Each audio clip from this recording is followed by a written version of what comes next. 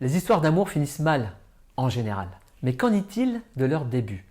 Peut-on distinguer une belle histoire d'amour, celle qui vous rendra heureux sur le long terme, de celle qui va vous pourrir votre quotidien et vous faire perdre un temps précieux? Eh bien, c'est ce qu'on va voir aujourd'hui.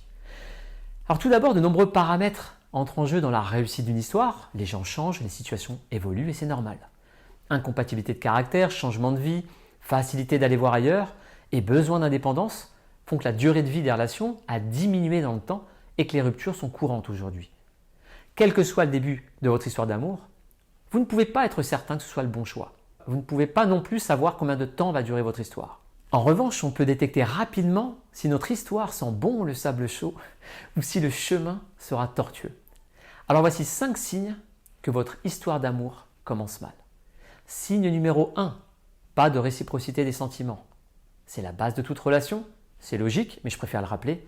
Si vous êtes amoureux de quelqu'un qui ne l'est pas, ça ne fonctionnera pas. Et pourtant, de nombreuses personnes s'attachent de façon unilatérale. Quand on est dans ce type de relation, on ferme les yeux et on essaie de se convaincre que ça peut marcher.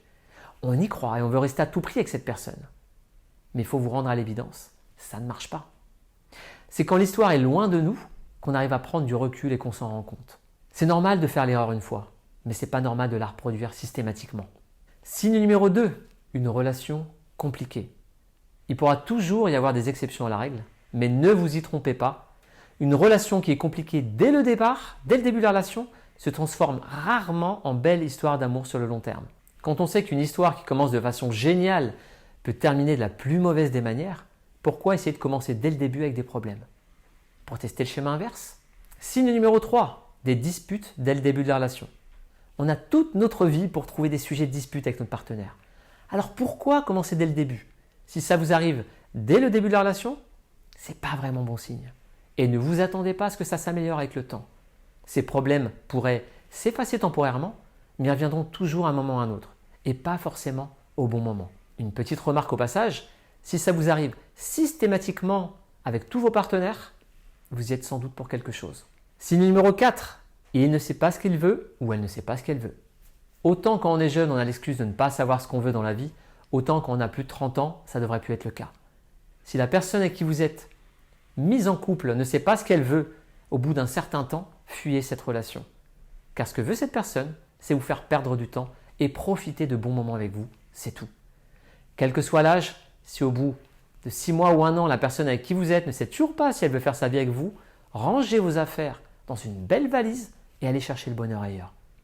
Vous méritez d'être heureux et aimé. Ne perdez pas votre temps dans une relation insatisfaisante avec quelqu'un qui ne sait pas ce qu'il veut. Signe numéro 5, ne pas arriver à savoir ce que l'autre pense. C'est un conseil qui est plutôt à l'attention des femmes. Le brin ténébreux, c'est bien pendant une soirée ou une semaine, mais à vivre au quotidien sur le long terme, vous ne tiendrez pas. Il y a du charme, il y a du mystère qui vous fait craquer, mais vous n'arrivez pas à le comprendre. C'est le jour où il partira avec votre meilleur ami que vous comprendrez ce qu'il avait en tête. Si vous n'arrivez pas à communiquer, à apprendre, à vous connaître, c'est que c'est peut-être pas la bonne personne pour vous, tout simplement.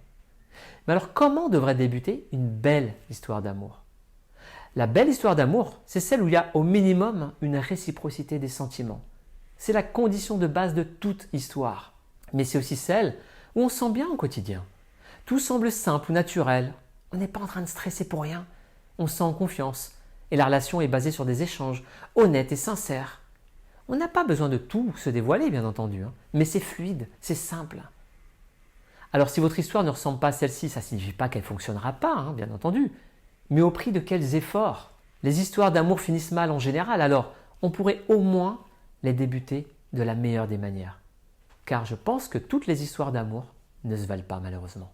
Avant de nous quitter, je vous rappelle que je suis l'auteur du livre « Pour que l'amour dure », il est là, à côté de mon premier livre.